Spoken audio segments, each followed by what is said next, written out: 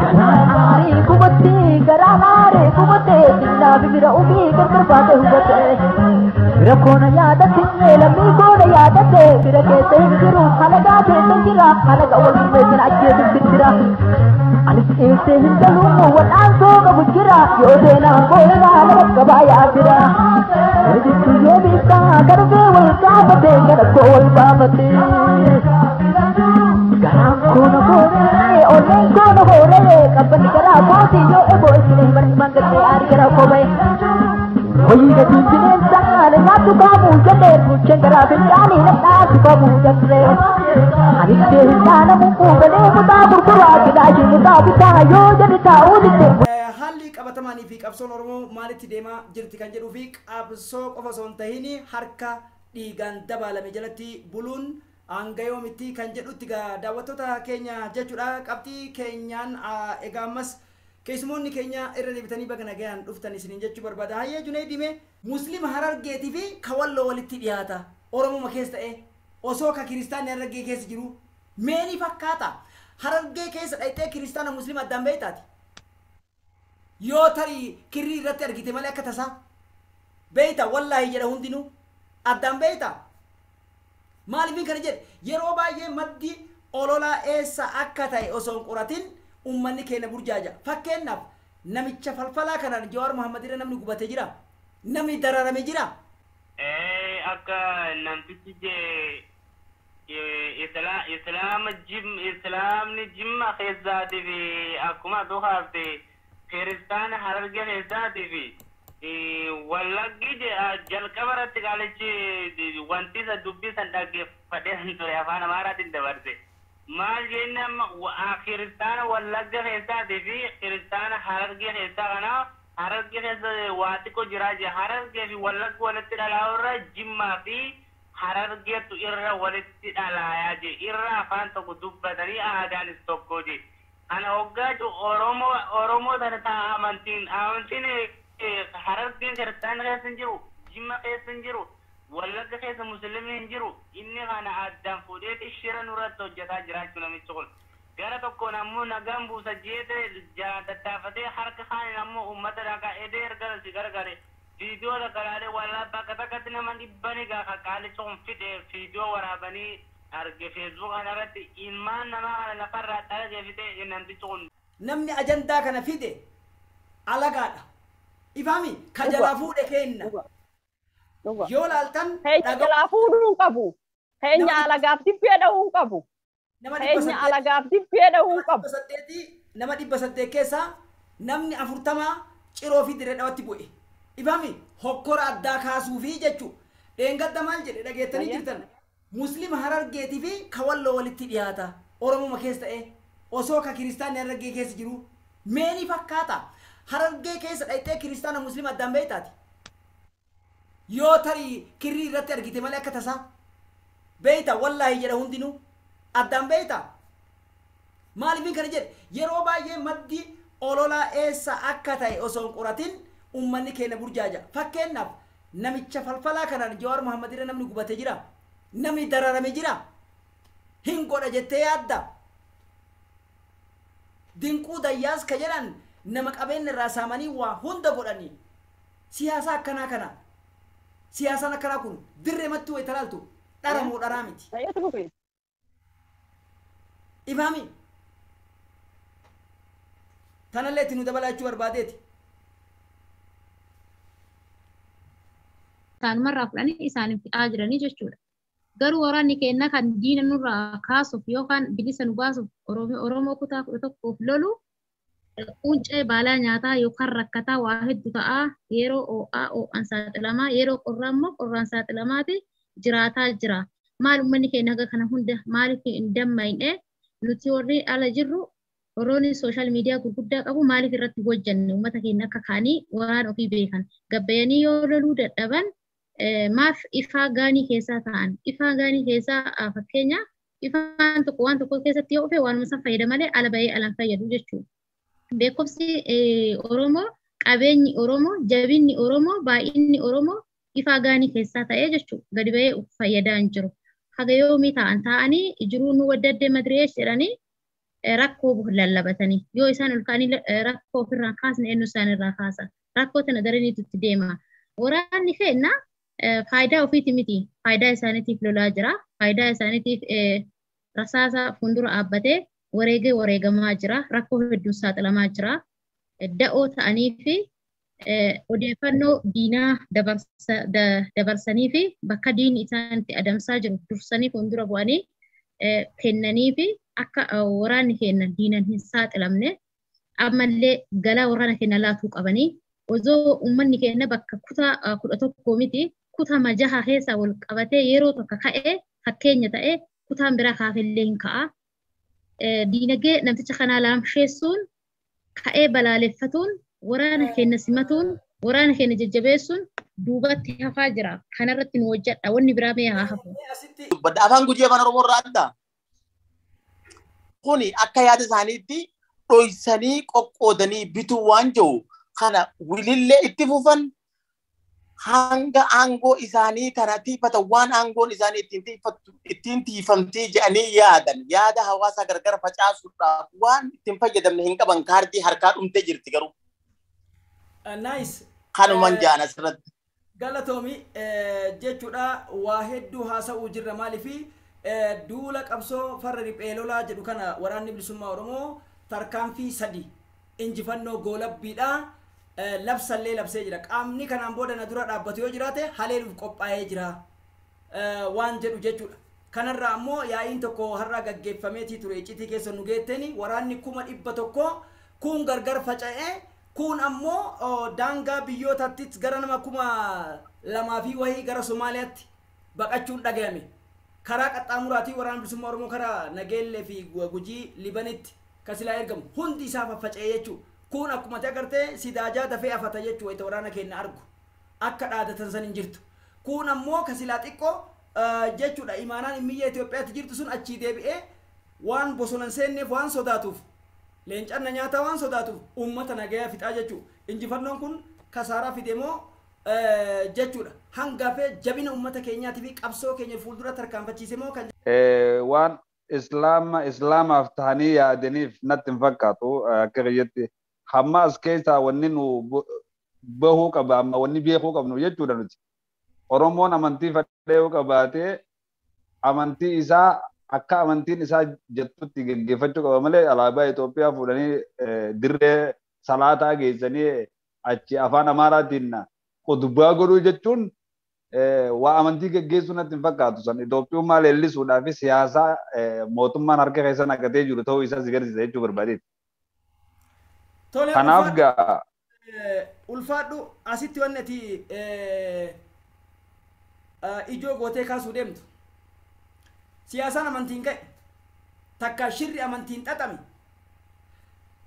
shira ajandaa siyaasaatii fi shira aangoo wal saamichaatiin oli jedhanii tamanu namoonni keessattuu rakkoon kun rakkoon amma inni uumuu deemu kun gaanfa Afrikaa bira dabartee addunyaadhaaf illee balaadhaa jedhan xiinxaltoonni gurguddoon beekamoon akka Dr. Tsaggaayee Araarsaa yoo dubbatan maal dubbachuu barbaadeeti warri masaara mootummaa jala taa'ee fakkeenyaaf yoo laalte waggaa 1,000 isin cabsadhe san hin danda'u umriin isaatu eessaan geettu fakkeenya siin jedha warri kaleessa ilma abbaa gadaatii jedhu hanga ammatti warra jijjiiramintu jira warra garaaf bule takka ajjechaan wareegamni qaqqaaliin kaffalamaa bira dabree ammoo barri Oromoon itti salphate bara Abiyyi Ahmad namichi jedhaniin namichi maafiyaa gaaga'ama siyaasaa akkasumas ammoo lubbi'uu qaqqaaliiwwan qaama hin beeknee fi maafiyaa shiftaawwan Itoophiyaa keessatti gurmeessanii fi gantoota Oromootiin dhumaa jiran ilaalchisee falli maali kan jedhuu fi haalli qabatamaanii fi qabsoon Oromoo maalitti deemaa jirti kan jedhuu fi qabsoo qofa osoo hin tahin harka dhiigaan dabalame jalatti buluun hanga yoomitti kan jedhutti daawwattoota keenya jechuudha qabxii keenyaan egaa ammas keessumoonni keenya irra deebitanii baga nagayaan dhuftan isiniin jechuu barbaada jaalannee muka keessa galaa hin jirru nu jidduu hin seenii yoo kan araaraan taate malee dhiibbaan tokkollee ka gootu taate deebii qaba beek afaan dippiloomaasiitiin jechuudha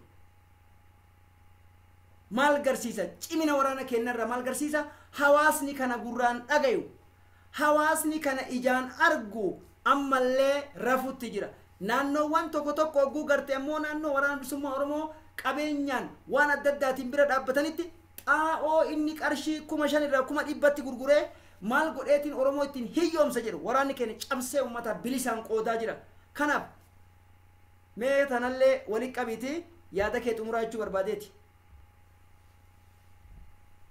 Tole.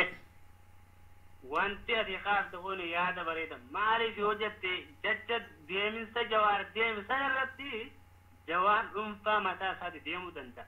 Jawaar xiinxalaa addunyaati bakka fedhe jaalatama qabaachuu. Jawaara waboodhaan mari'atee jawaar uummataan mari'atee waboo galchuudha deema. Baacaa dabaleetu isa haa baachu. Namni jawaarii fi amma namticha difaan ta'uun jawaar waa'ee galchaa kanallee gaafa duraa sanis qaallichaatu seenee akka malee uummata aga waboo sanuu galu. Wanti amma tanarratti siidhaamu Oromoo hin burjaajina. Gaafa waan tokko jaan gammadanii yaadanii horiitanii hin laalina. Waan tan sirritti addaan baafadha. Guyyaa tokko qofaan waa barattu beekata yoo waa barattu hin jaan. Guyyaa tokko qofaan waan agartan kijibaan jettanii hin burjaajina. Kaan ajjees marroo amma marra meeqa ajjeesan. Du'e jaan guyyaa tokko qofaan dhugaa seedara hattoo deemee gaafa laalu hin duubne kunoo namicha jira. Akkas taatanii miidiyaa keessa galtanii hirif irratti hir'atina. Kana hunda jalaatti madhiisaatii haa isin uummanni keessan kun kan jiraatu isinii fi kan du'u isinii fi jechuudha warri gaaraatis. Isin garee wanti amma marroon barreessituun akkuma tuqaaste amma jechi inni jiru kun jechi gaarii. Eenyuyyuu jaalatee mana hin taa'u jaasooma. Eenyuyyuu jaalatee gaara baantu san hin taa'u. Maal si galee gaara san keessa aduu jira, qorraa jira, si galee roobaa jira. Osoo arra mana qabdu kana keessa gatteessee bilisaan jiraattu akkam taata. Biyya kana gaafa uummanni iida salaatu sani fuudhee uummata jidduutti dhagaa darbessee galte. Akka uummata jidduutti dhagaa darbeeti viidiyoo tanaan argee jira namoonni gariin viidiyoo tanaan waraabe namni fi waraabe suni uummata dhagaa jidduutti darbeeti akka uummanni fi walitti darbeeti. Mee uummata faalti robboleessu ni maaluma biraa gootan amantiin. Rabbiilleen akkanan jenne amma fiitu kiristaana ta'e feetu musliima ta'e waan abbaan waan fedhe sagal waan fedhe tama. Uummata ta'e amantiin burjaajisse gaafa kana amantii waliin seene amma asirratti qabu waa tokkoon naa dhufu. Gaafa amantiin Oromoo waliin dhohite waboon isree amantii kiristaana musliimaa wal keessa raamii haa wal qoodanii garagara yaa'anii qabamanii jechuudha. Yaanni namicha. Fayyada. Irratti uummata wallaggaa kana mana irratti gubee Oromoo lafarraa argaa jira. Na Abiyyi Ahmad akkuma deebatu hojii shororkeessaa inni hojjetu suni hojiin inni hojjetu yoo laalte bal nama nagaa fakkaata yeroo ta'u waan inni keessan hojjetu quba hin qabu jechuudha. Jalaan isaa ba'aa jirti.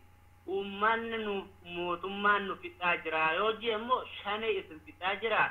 Jee ijoollee daa'imarraa ati gartu sana garra shanaa jira jechuudha rasaasa itti nagee.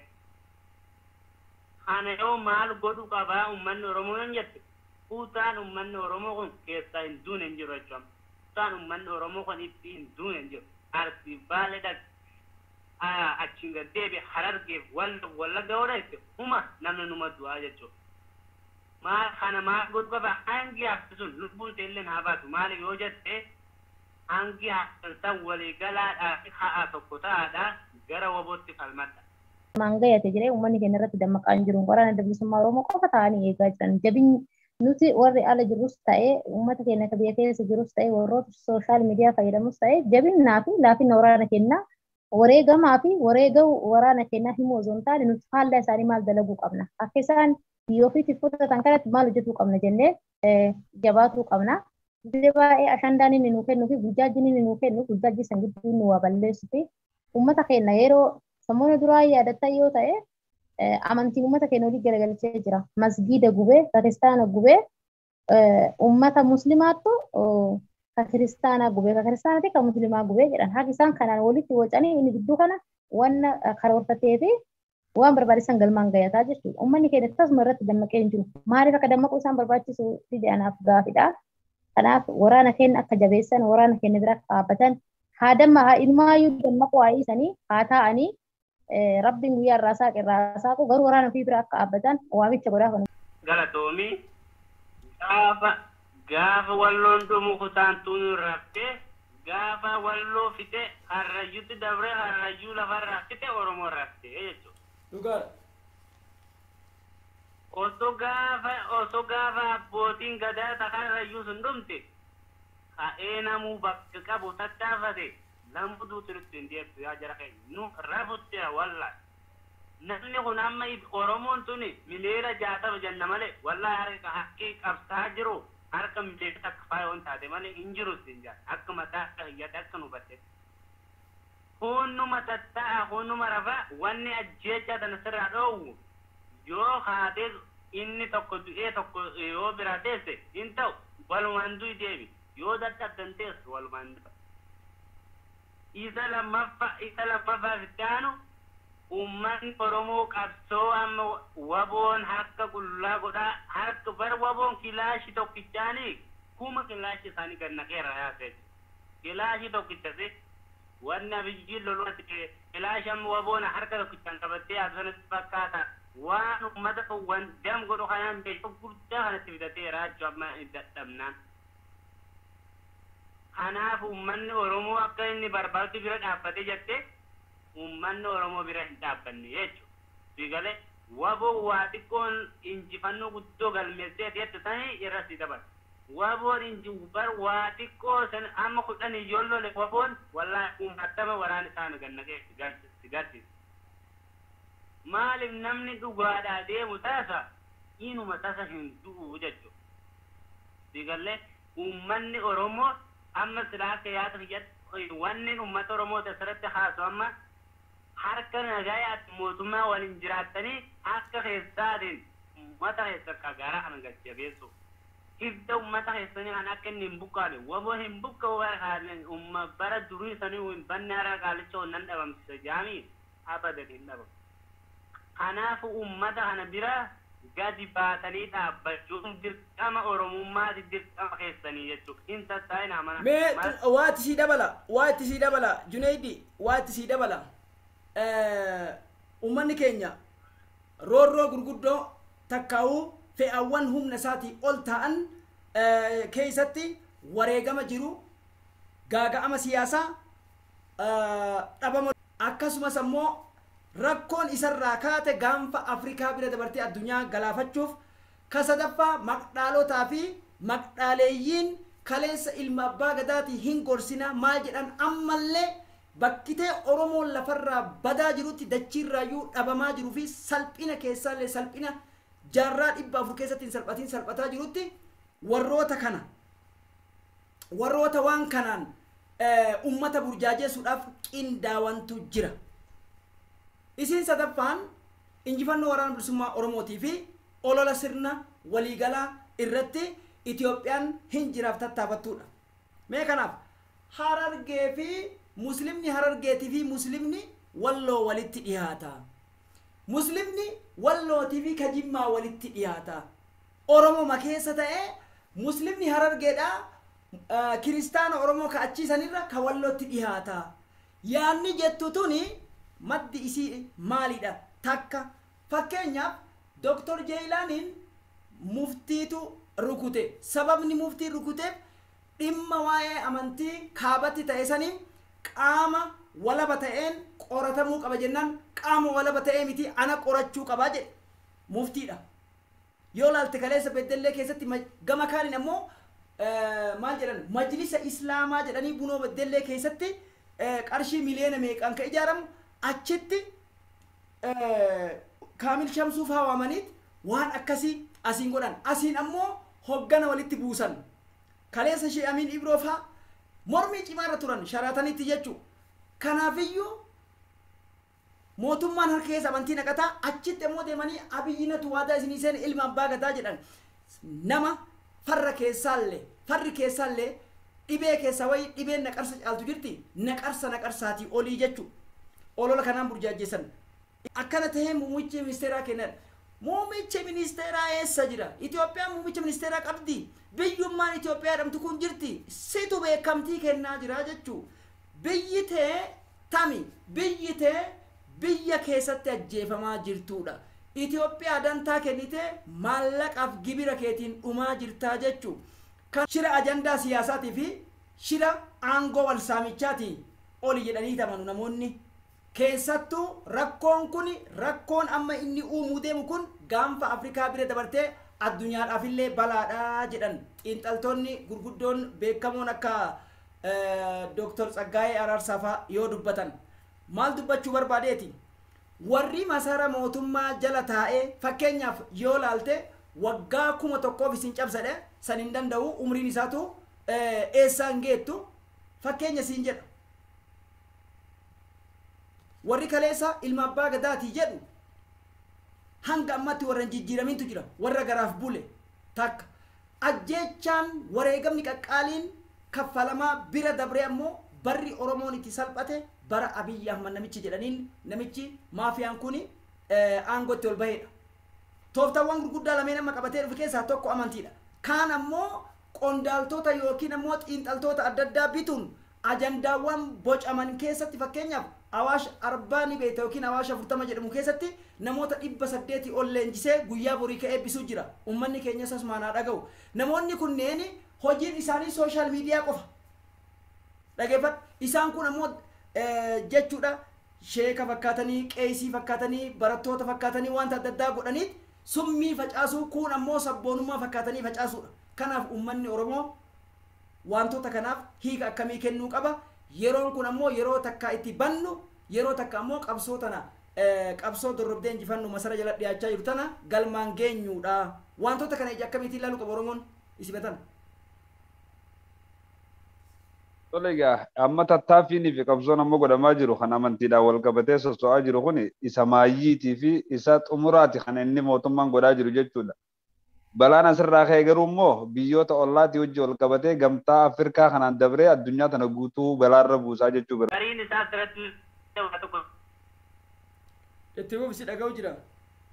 Oromoon nu bulchaa edda girbinii yennaani Oromoon dhumaa jira maaliif hin sirbinii gaafis irraa qaban yennaani bara Oromoo biyya bulchaa jira Oromoo irratti hin sirbu jeeti laale Oromoon nu bulchaa jira jeeti gara galeera diinni ollaa kee dhufe sillee hin dhiisu mana kee walii galee arra Oromoo akkatti lafarra deemee afaan tokko nagaa bu'a afaan tokko damma dummataa guyyaa boruu qabbee waan biraa haasaa Abiyyi wantoota Abiyyi kana keessa wanti nu badheessi galee Abiyyiin deemee waan gaarii haasa'u waraana biyya irratti nafte uummata lafarraa ukkaamsutti jira. Fakkeenyaaf Awaash 40 beekta yookiin Awaash 40 jedhamu keessatti namoota 800 ol leenjisee guyyaa borii ka'ee eebbisuu jira. Uummanni keenya sasmaanaa dhaga'u. Namoonni kunneen hojiin isaanii sooshaal miidiyaa qofa. Dhageeffadhu isaan kun ammoo jechuudha. Sheeka fakkaatanii qeesii fakkaatanii barattoota fakkaatanii wanta adda addaa godhaniit summii facaasuu kun ammoo sabboonummaa fakkaatanii facaasuudha. Kanaaf uummanni Oromoo wantoota kanaaf hiika akkamii kennuu qaba. Yeroon kun ammoo yeroo takka itti bannu yeroo takka ammoo qabsoo tana qabsoo dorrobdee injifannu masara jala dhiyaachaa jiru tana galmaan geenyuudha. Wantoota kana ija akkamiitiin ilaaluu qaba Oromoon isibatan. Tolega amma tattaaffiin fi qabsoon amma godhamaa jiru kan amantiidhaan wal qabatee soso'aa jiru kun isa maayyiitii fi isa xumuraati kan inni mootummaan godhaa jiru jechuudha. Balaan asirraa ka'e garuu immoo biyyoota ollaatii wajji wal qabatee gamtaa Afrikaa kanaan dabree addunyaa tana guutuu balaarra buusaa jechuu bira. Tooma abba kana gaan dha'iddanii dhagamaan jira. Dhagamaa jira jaala kiyya qaali. Maal agarsiisa wanni kuni maal agarsiisa? Muslimni Harargeedha kiristaana Oromoodha kan achi jirurra muslima wallotti dhiyaata.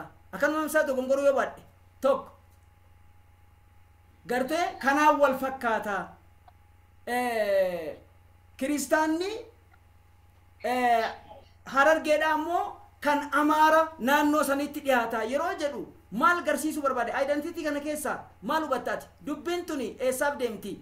Rakkoon isii boodaa hoo maal fakkaatti kan jedhuu fi namni kun ammallee balaa irraa gadi hin teenne namoota ammoo waa hunda caalaa namni kun akkana Itoophiyaa wajjin kufa maqaa kana nu badaa waan akkanaati mootummaan kun gara yoo galee sabni keenyan faffacaanaa duulan nu jidduutti banamadhanii siyaasa akkana warra haasa'antu jira. kuni ummanni kuni gufuu miti OPDOdhaan malee. Beektaa uummata Oromoo kana eeguu jennu laal Tigreedhaa fi Amaaraa fi Somaalee fudhadhu. Fadhu Islaama ta'a fadhu Kiristaana ta'a waa'ee sabaati irratti amantii hin laalan waa'ee akkuma saba san waa'ee sabummaa isaanii dursanii jechuudha. Waliigallee Amaarrinis fadhu Islaama ta'a fadhu Kiristaana ta'a kan areeda qabu kan sheekaatiin arkeen siinjee waraana isaanii keessa waraana fannoo jiru kana keessa dhaabbatee khilaash qabatee dhaabbata. Wanni inni garsiisu amantiin waliin qoodinaa koottaa lolaadhi Oromoo ofirraa dhorkuma gabaabatti akka namoo kanaa miti. Gaafa maqalee irra duulus gaafa maqalee irra duulee uummata Tigree yaasan sanis Islaamni naannoo Tigree jirulleen uummata Islaamaa kan Itoophiyummaa leellisu kana balaaleffatee jira. Maaliif jennaan waan Tigree ta'aniif irra duulan waan ta'eef amantiin Islaamaa silaa uummata hin fitnaa jetteetuma dubbatti ture zimjaan. Uummanni sinii fi nutis lubbuu takkuma qabnaa beekadhu miidhaalee nurra geggeessini malee. Kana waan taateef uummanni Islaamaa yoo Oromoo ta'e uummanni Kiristiyaanaa yoo Oromoo ta'an waliin dhufanii wal mari'atanii Oromummaa isaanii falmatanii diina ofirraa buqqisanii achi booda amantii isaanii waliin kabajanii jiraachuu qaban. Yookaan tun bara baraan gabraa'u dhaloota qubeetii fi ilmaan isaanii gabrummaa dhaalchisuudha malee wanni furmaanni takka hin jiru. Nagayaan waafinnaan hin jirtu biyyattii san keessa afaan qawweetiin ala humnaan ala qabsaawanii waraana bilisummaa Oromoo bira dhaabbatanii diina isii irraa dhorkanii biyya biratti abbaa ta'uun ala wanni hadhaadhaa fi siyaasaadhaa fi sossobaa fi nageenyaan finna. Taanee garummaa jalatti hin hafnu. Walii gallee uummata kan haayifiraa buufnu isiniin jechaa jira ilmaan keessan warra achi jiru suni bira dhaabadhaa waan dandeessaniinis yaada gara dandeessaniinis yaada halaqaa jala horiitanii halaqaaf dibbee rukutinaa harka halaqaaf hin ta'in namticha akkuma diraamaa hojjetu wantoota gisee ilmaan namaa qabii akkuma shabbaarii baanu kan irratti godhe asin diraamaati dalagaa jira jechuudha. Ilmaan Oromoo irratti diraamaa dalagaa gara kaaniin ilmaan Oromoo dhabamsiisaa jira jechuudha kana. Isa dhabamsiisu namticha kana baay'ee na aarsaa waan ta'eef wanni naakira irratti xumuradhuun jabaadhaa uummata keessan biras akka dhaabbattanii uummanni raftan Oromoon bakka cufaa bakka jirtu sukkutaa fi amantiin haa dhaabbadhaa qabsoota naammoo bara tokkicha kana bara xumuraa rabbi isin haa taasisu akka hin qabsoone lamuu inuma hin ajjeefaminas biyya teessan irras hin baqatinaa waan akkatti rakkatina isinitti hin qaalaa'in isinitti rakkishinii jechuudha. Oromoon goota duraanuu malaan seenanii nu cabsan malee eenyuyyuu Oromoo cabsuu hin danda'u jechuudha. Kana aakhira irratti galatoomii horii bulisiin jaatalleen. Bobaadinaa jala bobbaaf galbisaanii bineensatii jiran qabsoo wal jaaranii saba isaaniif jecha laatan lubbuu qaanii isin cinaa jirra jennaan qeerroodhaanii. Bobaadinaa jala bobbaaf galbisaanii bineensatii jiran qabsoo wal jaaranii saba isaaniif jecha laatan lubbuu qaanii isin cinaa jirra jennaan qeerroodhaanii.